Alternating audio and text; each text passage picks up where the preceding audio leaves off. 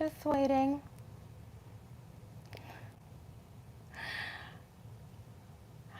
Hi.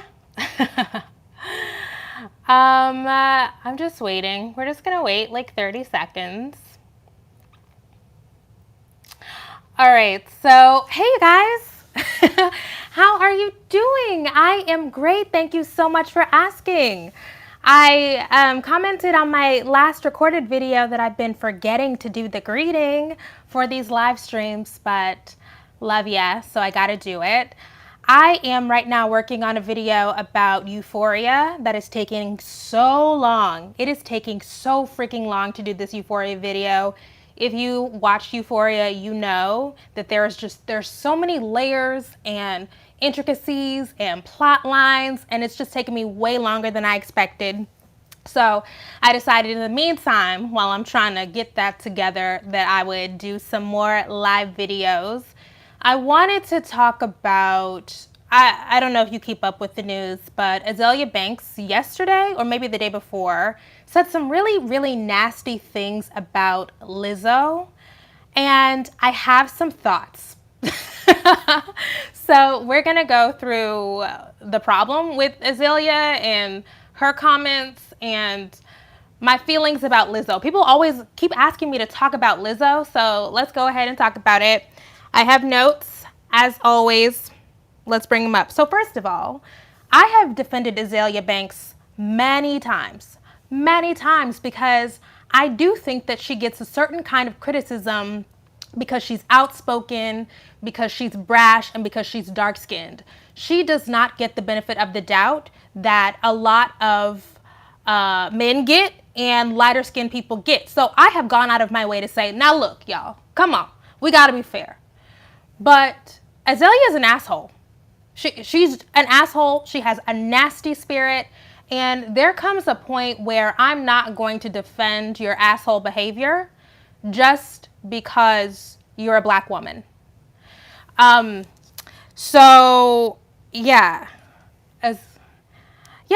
Look, I think that Azealia has some mental health problems, but she also has a huge platform, and Kanye has mental health problems and people still drag Kanye.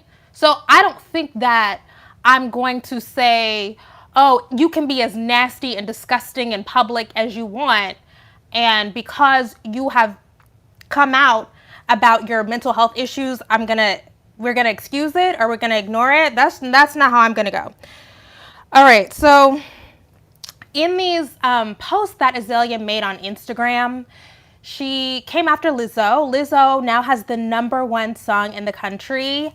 That's crazy. That's crazy. #1, because Lizzo describes herself as a rapper, even though she's not really rapping on Truth Hurts Her. It's like a hybrid song. It's like a pop rap song. But there have only been 6 women to have solo #1 songs on the Billboard Hot 100. Lizzo is one of those 6 people. That is crazy. And I love her, and she's a little bit older. She's 31. I'm just super, super happy for her. But anyways, in these Instagram screeds, Azealia Banks, #1, her main issue seems to be that Lizzo has a lot of white fans. And a lot of people have been projecting this thing onto Lizzo, like white women love her, and like she's a minstrel, and she's a mammy, and white women love her. And I'm like, first of all, I think it's really weird that Azealia would do that, because Azealia Banks' primary fan base is white people. And she's acknowledged that before. She has bragged actually about the fact that like white gays love her, and like the white men in fashion love her. She's bragged about Karl Lagerfeld, who is dead now, being invited places by Karl Lagerfeld. And I'm like, but the people who primarily pay your bills are white, and primarily white gay men. So it just seems like a lot of this, it just seems too convenient. And the biggest stars in the world have a lot of white fans. don't know, Beyonce has a lot of white fans. Kendrick has a lot of white fans. I've talked before about my fascination with how much white men in particular love Kendrick Lamar. But that doesn't mean the music doesn't slap. It doesn't mean that the music is not good. And I am particularly inspired by Lizzo because despite the fact that she has this huge white fan base, she always makes it a point to say, I am a black woman. Here's my black women, my big black women dancers. We're gonna do some black shit. Like, she always makes it a point to be like, oh, actually, there was a quote. She did an interview with Nylon, and there was a really great quote. Let me say it. She was asked about all the white people who love her, and she said, you can all come, but know that a black girl is throwing this party, so it's gonna be some black shit. I mean, what more can you actually ask for? And me personally, I love Lizzo's music, okay? I think, I've said before, Juice should have been the song of the summer. But I don't care what white folks do, okay? White folks liking Lizzo has nothing to do with what I do or how I feel about it. You can do whatever. It's like, at the end of August, I went to this Backstreet Boys show. That show was amazing. I had the time of my life, okay? It was everything that I needed it to be. It was singing, it was dancing, it was spectacle, it was pyrotechnics, it was amazing. But I'm gonna tell you, there were probably about 19,000 people in that arena, and about 18,000 of them were white. That has nothing to do with the fun that I had, okay? In my great seats, okay? It don't matter. What you do does not affect me. And I think that constantly centering the white gaze and what white folks like and what their desires is does not counteract white supremacy. It upholds white supremacy. Because why can't I, as a consumer, as a lover of pop music, say, ooh, I like that, without always having to worry about, ooh, but white people like it too. Like, what does that mean? I don't like it. It just comes off really disingenuous for me. I'm going to have my fun regardless. And I think that there's this thing, you know, Azealia in her screeds on Instagram talks a lot about she's the mammy and she's exploiting herself and all of these. She is infusing the really vitriolic takedown of Lizzo with these sociological concepts, right? These ideas of these stereotypes that permeate our pop culture images. And you know what I do, right? I love talking about that stuff, but I've had so many conversations with scholars about this, with people who study pop culture, with people who do commentary, and I think it's important for us to be familiar with those racist tropes. We have to know when they're coming up. We have to know how stereotypes are invoked in the images that white people lift up and celebrate. However, we cannot be controlled by the controlling images. So controlling images are like Mammy, Jezebel, Sapphire, right? We also have to be able to say, but I like it, right? I want to have fun. And I don't want every move that I make to have to be a response to some racist shit that white folks created, right? How can we, sometimes, right? It can be about fun and self-expression. And I think that a preoccupation, it's a tough balance, right? Because we want to be able to balance being able to call it out while also giving black folks and black women in particular the space to say, but this is fun, you know? And I don't think that when Azealia Banks is invoking this idea of she's just a white lady's fat mammy, I don't think that she's doing it in good faith. So it makes me question the entire analysis. Next thing, and she said, okay, that Lizzo represents the worst of black women's crop. How nasty is that? Gross. And I think that's something that a lot of black folks have to deal with is, look, we're all not going to be on the same page about everything. That's fine, right? You can disagree with me about Lizzo. Azealia can disagree with me about Lizzo.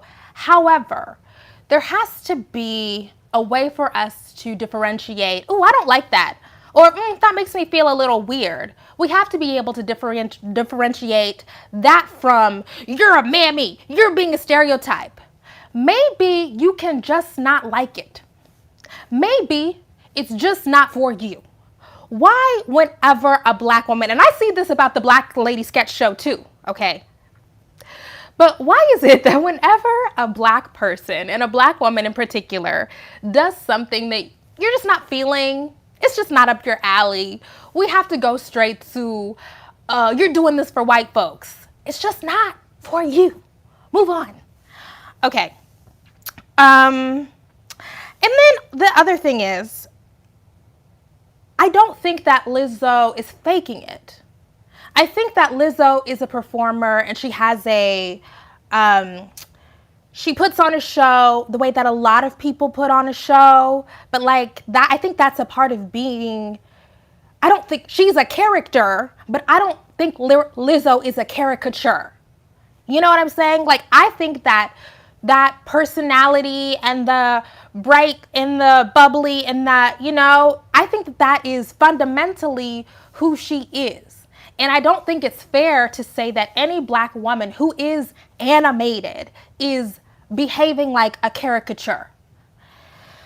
All right. So here's my thing about Azealia. And this is why, despite all of that, these sociological ideas and these historical things that she's trying to infuse into her issues with Lizzo, I don't get a deep feeling that Azealia Banks loves black folks. I don't. I think she likes black people in the abstract, but your love for black folks has to come out in your regular interactions with black folks, okay? So if every time we see you or hear you, or every time you make the news, you are talking shit, okay? Or, she's talked a lot of shit about Cupcake. She's talked shit about Beyonce. She's talked shit about Nicki Minaj. It's like, if every time we get a headline about Azealia, it's because you're expressing your distaste for another black woman performer, it makes me think it's not them. It's you, right? And you really have to think deeply, like, why is that? And I'm going to be honest. If I had to bet, I would bet that the number of real life black people in Azealia Banks' life, not high. That's just a guess. I don't know. Maybe I'm wrong. I'm just saying. Okay. Let's move on. Let's do the mammy thing. So a central part of Azealia Banks' issue with Lizzo, and she said this multiple times, she's a mammy, she's exploiting herself, she's a caricature. And I think that the mammy thing is fundamentally fat phobic. Oh, Sky Jackson, she's come after Sky Jackson, I see you. I think it is about the fact that Lizzo is fat, the reason why you're calling her a mammy, right?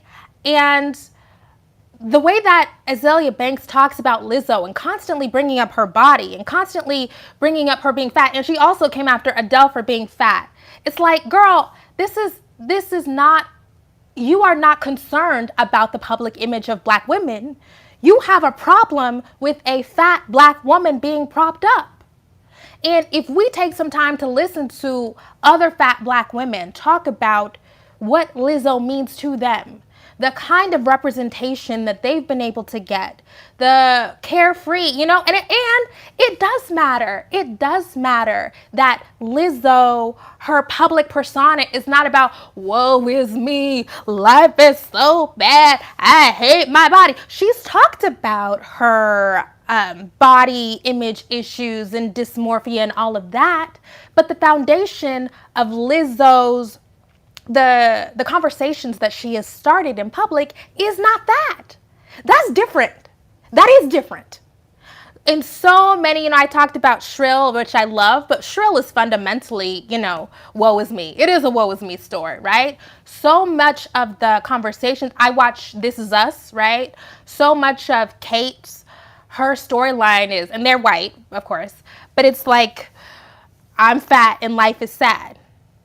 And it is a different image that we're getting where like this woman is not only fun and powerful and super talented and confident, but she's bringing all these other people that we are taught to disparage and degrade. She's bringing all those other people with her. I don't get how you wouldn't be able to appreciate that if you do in fact have a deep care and love for Black women. Also, the other thing is, and Azealia said in her little post, it's like she, I think, has this idea that being fat is a privilege. Azealia has like asserted that Adele only made it because she's fat. White women only like Lizzo because she's fat. We don't live in a society where being fat is a privilege.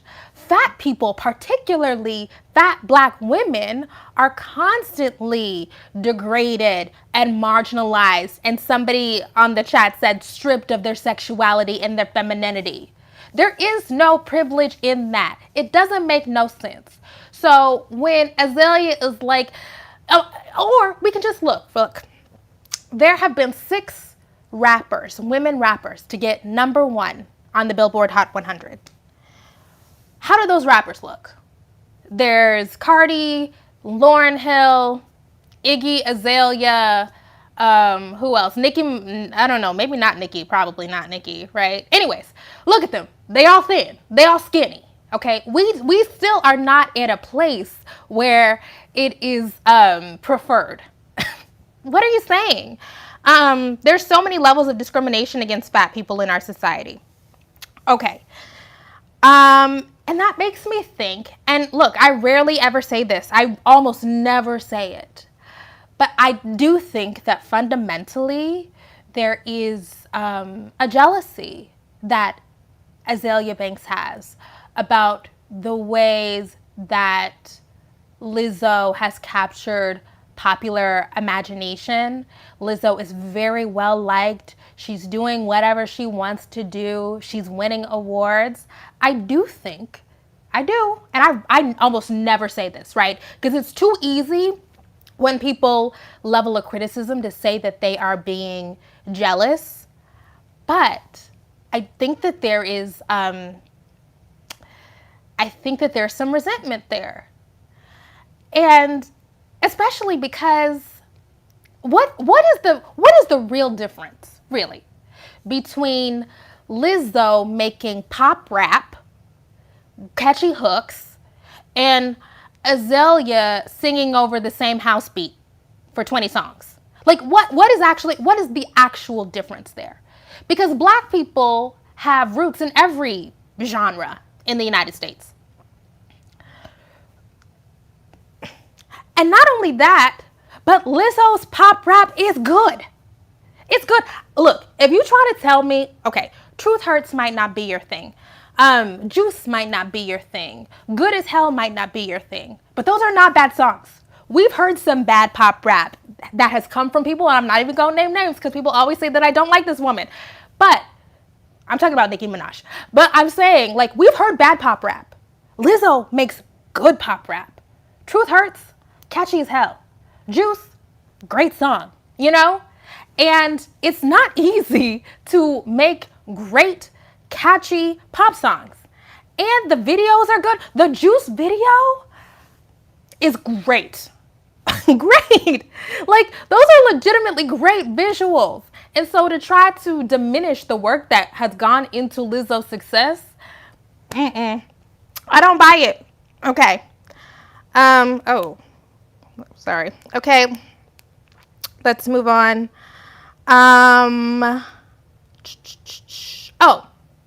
Let's talk about the self-presentation. So Lizzo does have like a really fun, campy, animated, almost sometimes cartoonish, particularly if you look at the VMA performance, persona. Totally. But you know what I get? I get inklings of from Lizzo. I get Katy Perry from Lizzo. Katy Perry for a long time has done that same campy, fun, cartoonish. I mean, Katy Perry was at the Met Ball dressed like a hamburger. Okay. But Katy Perry does not have the burden of having to represent white womanhood all the time. So why can't Lizzo be kitschy and campy and animated? Meanwhile, remember the Teenage Dream album when Katy Perry had like 6 #1 songs and she was shooting whipped cream out of her boobs? I'm saying that there is a precedent for that kind of expression in pop music. Okay, moving on. Oh, the other thing. Here's another thing. And this is not just about Azealia Banks, okay? Listen, I've seen so many people say that Azealia is not the only person who has said that Lizzo makes music for white folks, or that it's white rap or white pop music or whatever. And I'm like, how are we determining the bounds of legitimate Black cultural expression? How do we determine that? How do we determine what is authentic, what is real, what is acceptable? Because if we are forever saying Black folks aren't a monolith, Black folks like everything, Black folks are everywhere, why then, when Lizzo decides to do this thing that we have frankly never seen from a Black woman, especially not a fat Black woman on that stage, irreverent, campy, fun, completely almost like unhinged, why is it then that we say, oh, well, it's not Black, like she doesn't make music for Black people? She makes music for my Black ass. I love that shit. And I've always loved that shit. That's my affinity for pop music. I just feel like sometimes we want to be, oh, sorry, I think I'm yelling again. I'm trying hard not to yell. I'm a yeller. But sometimes we want to say, oh, Black folks are everything. And then sometimes when certain people make it, when certain people get on, we want to say, oh, well, you're not doing it for Black people. I love it. Okay. Moving on. Oh, and you know what this also reminds me of? Whitney Houston. If you go back and through the archives of like how Whitney Houston was talked about early in her career, she got so much shit for being too pop, being too mainstream. There's video of her winning an award. Maybe it was at the American Music Awards, and like Black folks booed her. And like when I was watching that Whitney Houston, well, one of the Whitney Houston documentaries, there's a couple of them, and they were saying, oh, they used to call her Whitey Houston. And now we love Whitney, right? And now I Want to Dance with Somebody is the shit, right? Like those are wonderful pop songs, right? Clive Davis gave us some wonderful pop music with the R&B tinge to it. Black folks can do everything.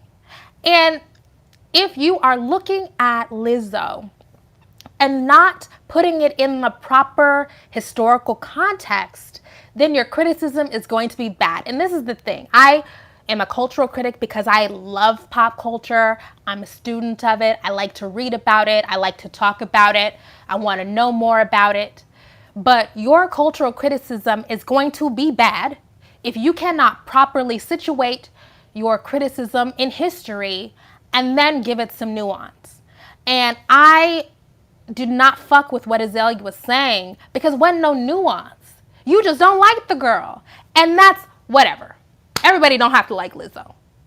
But don't pee on my leg and tell me it's raining. Just say you don't like the girl. Don't try to couch it in this fake pro-Black stuff, because that's not what this is. Okay, do I have any more? Yeah. I just think that Azealia was nasty to be nasty. I didn't like it. I really like Lizzo. So happy for her. Yeah, that's all I have to say. Okay, I'm going to, we've been doing this for 25 minutes. We're going to do some questions.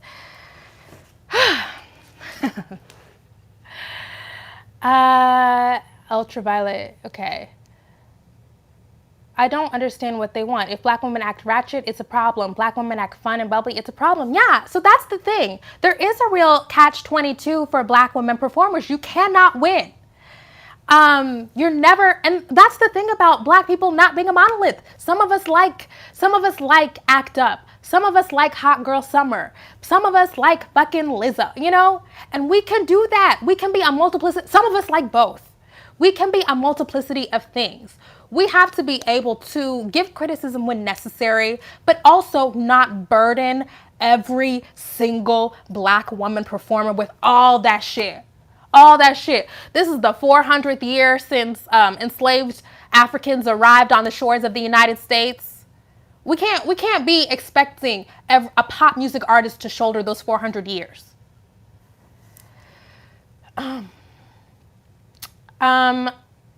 I think, first of all, I think everybody is, somebody said Azealia can't redeem herself. I think everybody is redeemable. I just think that she needs to do some work, some self-work. Yes. Plus, how can you call Lizzo a mammy, but said proudly how you'll stick to your white men? I mean, I don't really have any comment on who Azealia chooses to partner, but you know. Do you listen to AB's music? I like a lot of Azealia Banks' music. I loved Fantasy. I think Azealia Banks is brilliant, legitimately. Ever since I heard 212, I don't know, how many years ago was that? I was like, oh, she's next. That's it. And I even like that Anna Wintour song, even though it sounds like a lot of other Azealia Banks songs. I think she just can't get it together. 7 years ago. Okay, 212 came out 7 years ago. Azalea's personality has really turned me off to her music over the years. I agree.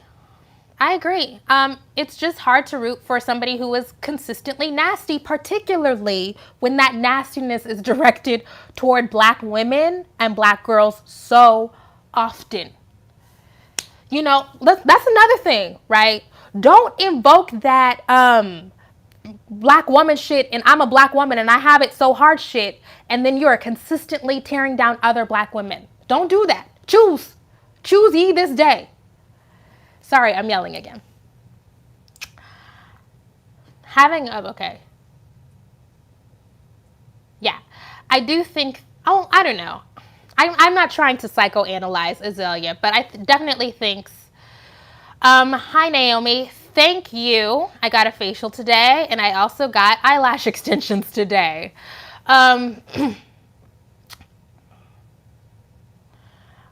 First of all, okay, so I know somebody's saying, who is Azealia? Let me just say this. I am never going to say that Azealia Banks is not talented, that she doesn't have bops. She certainly does have bops. I'm going to say that I think that she should, if she wants to be an artist, maybe she doesn't want to be an artist anymore. But it's going to make a lot of people not be able to engage seriously with her artistry because of the antics, the shenanigans. And if she needs to get help, she should get it, of course. But this is not, it ain't cool. People keep asking me about my A Black Lady sketch show thoughts. I am never going to make a video about a Black Lady sketch show because I don't have a desire. It would be too negative. But here's what I will say.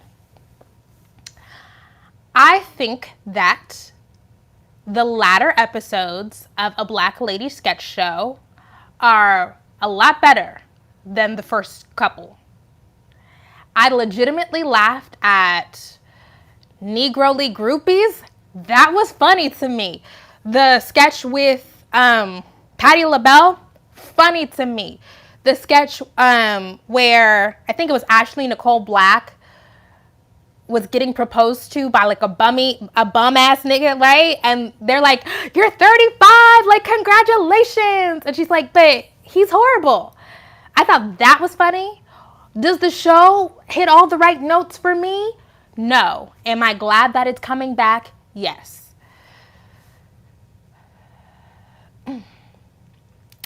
I think that Lizzo's best song is Juice. I think Juice is a perfect pop song. Seriously. So well written. The hook is so freaking catchy. I love that freaking song. Okay. Is she a singer or a writer? She writes her own music. She sings and she raps. Lil Nas X, Ricky Reed is a really great producer. Lil Nas X on Barbershop. Okay, actually I just watched this the Shop episode on HBO because I just wanted to know what the context was. So if you're on Twitter, then you know that there's been a little clip making the rounds about an interaction that Lil Nas X had with Kevin Hart and someone else. I don't know who that man is. They're in a bar. The premise of the show is it's black men. Well, no, it's black and white men because Rob Gronkowski and another black. There's a lot of white. I don't know sports. But anyways, it's a bunch of men sitting in a barbershop talking about shit. That's the premise of the show. And then they got to asking Lil Nas X about why he felt the need to come out. And Lil Nas X explained it. But the men were so weirdly antagonistic toward him. I'm like, can you just let this?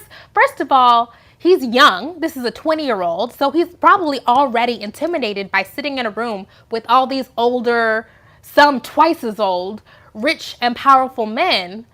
But he's then talking about an experience that you don't know.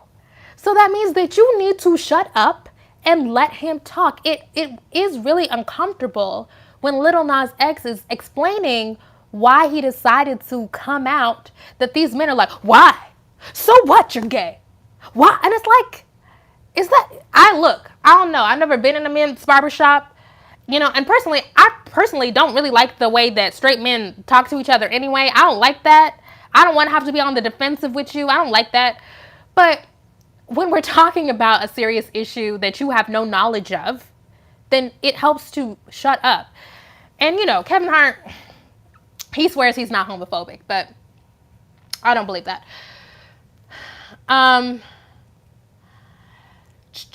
Okay, one more. I don't see anything else. Oh gosh, it's moving fast. Yeah, I'm sure that being gay in a barbershop setting is an uncomfortable experience.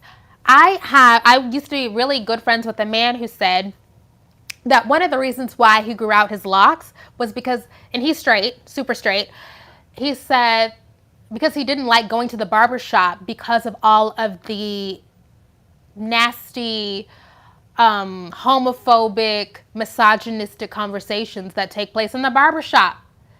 There are so many women who say, I don't want to go there because of those kinds of conversations that you don't want to feel like a target, or even if you're just an ally, you don't want to be a participant in it. I've heard so many people say that it's been really funny to me to see men being like, I've never heard any homophobia in the barbershop. I've never heard. And I'm like, you lying. Why you lying? There's too many stories. The fact that queer folks feel the need to make their own barbershops. There's too many stories for everybody. Everybody else ain't lying. You probably don't notice it because it doesn't hurt you, but it's probably happening. Okay. Okay, anything else? In the real world, white women like a Lizzo type woman because they don't see her as competition in the way they see someone like Normani type. Agree or disagree? Let me just say this. We still live in a world where thin women get access. the the idea that fat black women as a whole are winning in mass because white women love them, is that borne out? Really? Do you really think that if we did a data set, if we did a survey of the most successful black women in this country, the most partnered, the highest earning, that we would see that it's fat black women who are winning the most? If we look at our pop culture, how many fat black women do we see being celebrated and lifted up the way that Lizzo is? So I just really I question the idea that white women are in mass rushing to lift up a Lizzo type and looking over the Normani type. I question it. I don't believe that if we did a survey, a real study, I like to do research, but I don't believe if we did the research that the data would bear that out. I believe in thin privilege because thin privilege is a real thing. We have lots of empirical evidence about that. So yes, I do believe in that.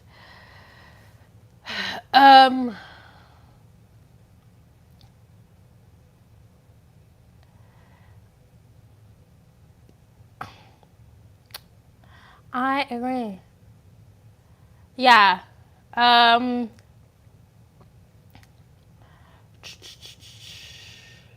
You seen Euphoria? Yeah. I am going to make a video about Euphoria. I'm still working on it. Right. So this is a good point, April. Even if, and I've seen a couple of other posts about this, that we can rush to celebrate Lizzo and uplift her and congratulate her.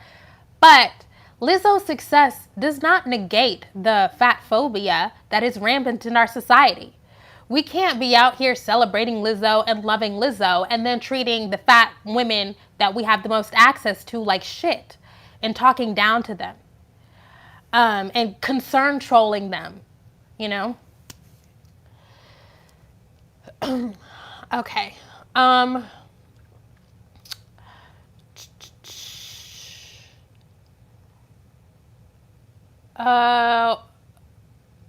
Right. White women are probably not going to rally around Lizzo like they did Adele because racism is still a thing.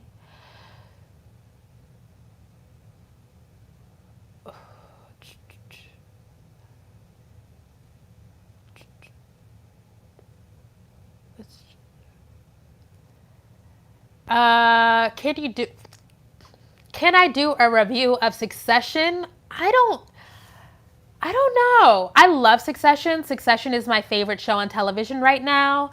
I just don't know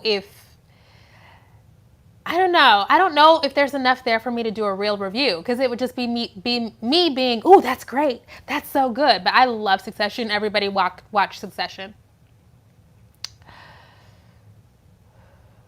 Hosea. Oh, are you referring to, you said thoughts on Hosea. I think you're talking about, what is his name? Hosea Sanchez, who used to be on, what show is he on? That show with one of the Maoris. I can't remember. What show is Hosea Sanchez on? The show where one of the Maoris was studying to be a doctor. I can't remember what it was called. The Game. Yeah, he came out and said that he was groomed by a friend's father. Look, I think that it's wonderful. Oh, I'm glad that I thought ahead and I have tissue. I'm allergic to my carpet, and so I always get stuffed up sitting on the floor. But I'm going to move, but not today. I think it is important for men, particularly straight men, to talk about the abuse that they've experienced. I think that we need to have more options, more platforms for men to do that, and for them to not be worried about being called gay or whatever, because I think a lot of men are dealing with trauma, and then that trauma, look, my personal interest in this is One, I want everybody to be able to work through their trauma, be happy and healthy and whole, but also I'm a straight Black woman. I primarily date straight Black men, and I recognize that Black men's untended to trauma manifests itself in how they are in relationships, particularly romantic relationships. And so then all that stuff gets foisted on to their female partners. And then we got to deal with that shit. So I am for straight Black men talking about all the abuse that they've experienced. Doesn't matter if it's at the hands of a man, a woman, aunt, uncle, friend, whomever. Work through that shit so that we can all live better. But also, just me being selfish and self-interested, I don't want to have to be the therapist in my relationship. And I don't want my friends to have to be the therapist. I don't want my mama to have to be the therapist. Yes. And yes, Jose is saying that will help a lot of people. I think the more honest people are about the stuff that they've gone through, the more people will be okay saying, yep, that happened to me too. Okay. Yes, I would say a lot of straight men need some therapy. I don't know. This is going to be everybody. Misinterest Kim is out again. But y'all asked me. I'm just saying a lot of straight men need therapy. Yes. And I think I said this in the R. Kelly video. There is a culture for Black women working on ourselves. Like that's a fundamental part of Black women's culture. Go to therapy, pray about it, get your degrees, make yourself the best person that you can be. Now, we're all not there, right? But, even all this empowerment stuff, empowerment brunches, do the workshops, take the classes. There is a culture of Black women internalizing that stuff and saying, ooh, let me work on me. Let me be better. Let me show myself worthy. There is not that same culture in straight men. It's not even Black men, right? Straight men generally. They don't have that same work on yourself culture. Okay. Somebody asked me my favorite Black woman artist of all time. It is a tie between Anita Baker, whom I love dearly, and Janet Jackson.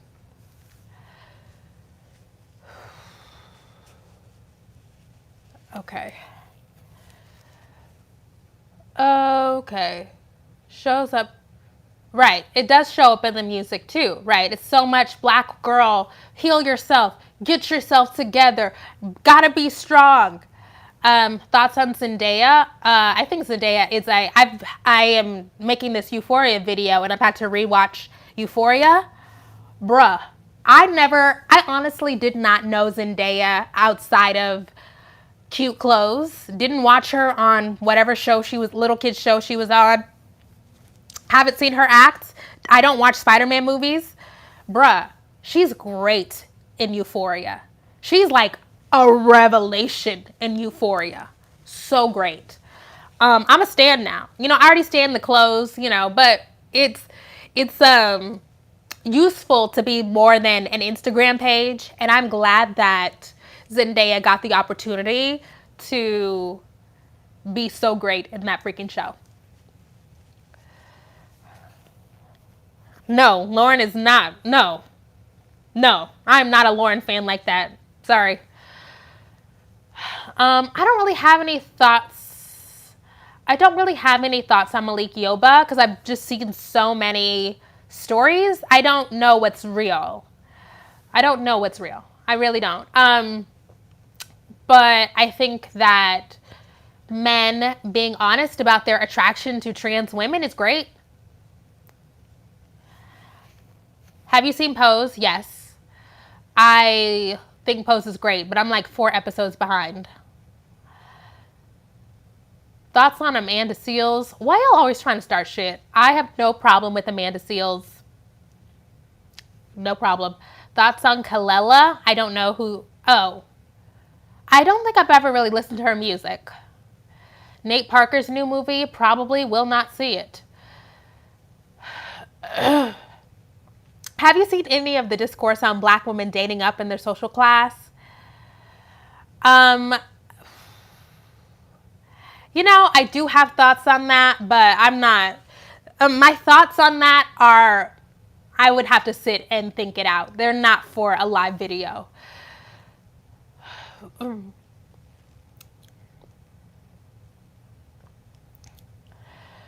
I love Chloe and Halle. I really do. Okay, I've got to go because I just realized I didn't take my allergy medicine today. I didn't do my nasal spray.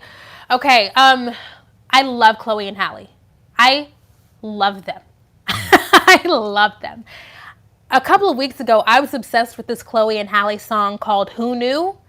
I used to play that song on a loop for hours at a time. So good. And the video is so cute. I love them. And one of them, I don't know if it's Chloe or Halle, but one of them sounds a lot like Beyonce. Like, I understand why Beyonce would take them under her wing, because one of them has Beyonce's voice.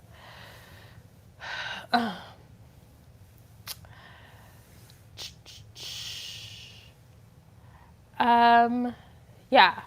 Oh, Chloe has Beyonce's voice? Yeah. Very similar.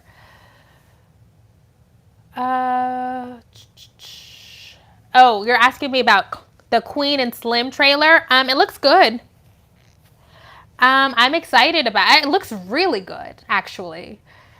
I think that Lena Waithe is really talented. Even if all the stuff she makes isn't for me, I love Master of None. Loved Master of None. And I like how prolific she is. And I don't think that she sacrifices quality for quantity. That's impressive to me.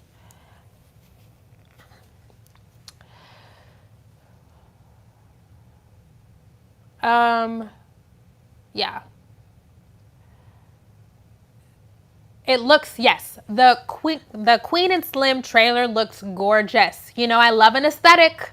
I love cinematography. So I'm definitely going to be watching it.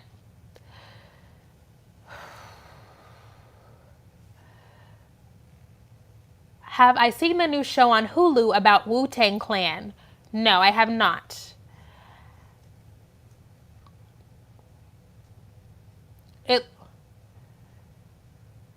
Oh, I love the last season of Master of None. I think Master of None is a great show. Any movies that I'm looking forward to?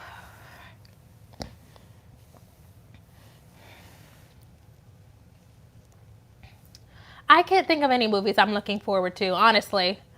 I'm a pretentious moviegoer, so I very rarely go to the movies. I have no idea. Girl, I just pick up little cheap hoops. I don't know where these hoops are from. Can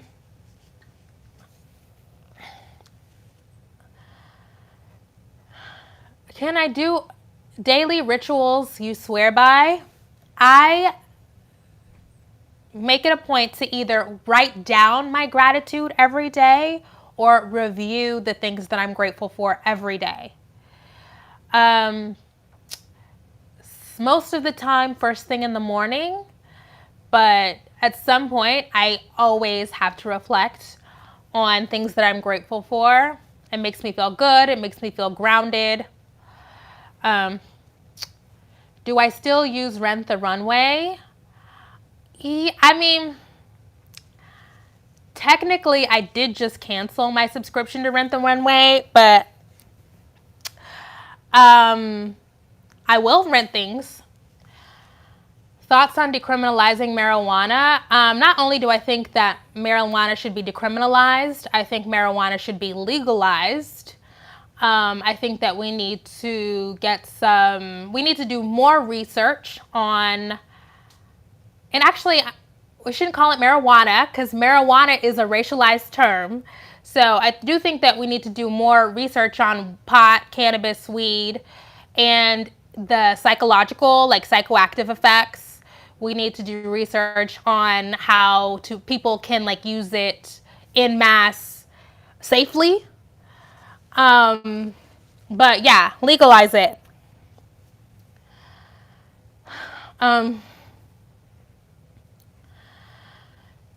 Yeah, no, I think that marijuana is not always good. Let me just say this. I've only eaten edibles. I have no desire to smoke. I never even did it in college. I'm afraid of going to jail. Okay, it's not legal where I live, so I'm not even doing CBD because people are going to jail over CBD where I live, okay?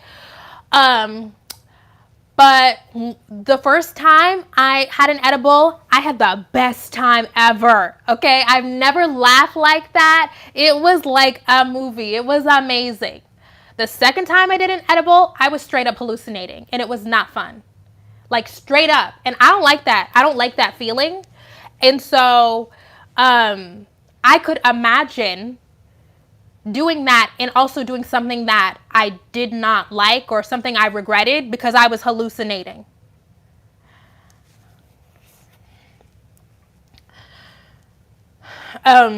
Okay.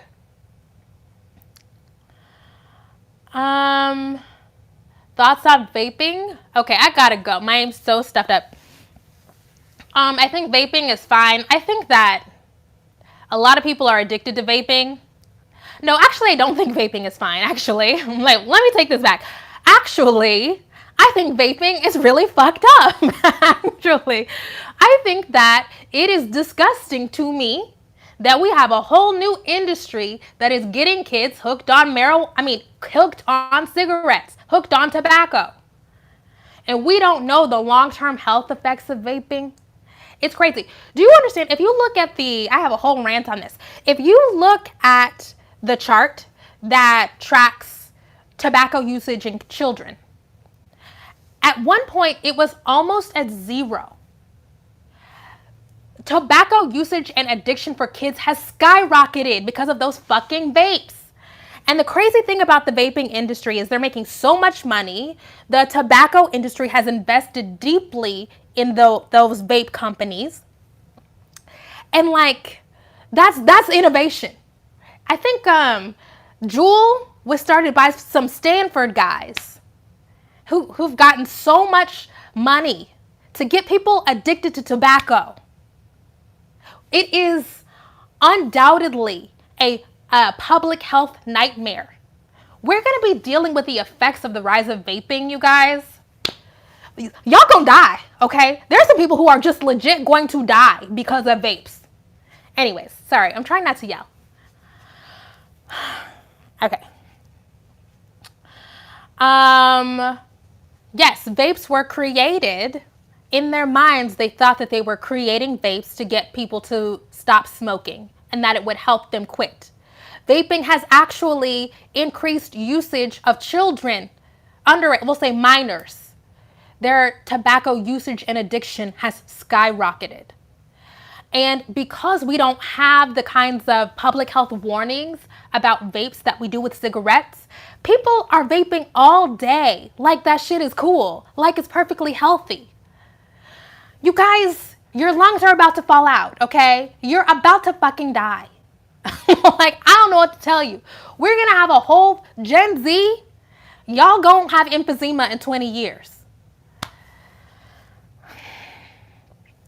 I don't know, but vaping, like THC and all that stuff, that's fine, whatever. I gotta go, guys. Thank you so much for watching. I appreciate you. I've got to go I've got to use my Flonase right now. Love you. Yes. Oh, someone vaped in a parent-teacher conference. Oh yeah, that's the other thing. People are legit addicted. I hear people talking about having to vape oh, I couldn't get through a dinner without vaping. I've seen people, I have a whole rant about this, but I was watching an interview with Black China. And she sat down for it was like an hour-long interview. I'm not going on a date with somebody from YouTube, but thank you so much for the money. Unless you're fine.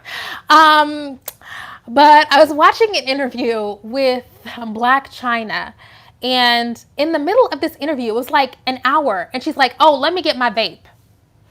You can't make it through an hour without vaping. That's an addiction. That's an addiction, sis. You're an addict. Okay. Thank you guys so much. I've got to go. Love you. Appreciate you. Talk to you next time. Oh, I got to press the button. Bye.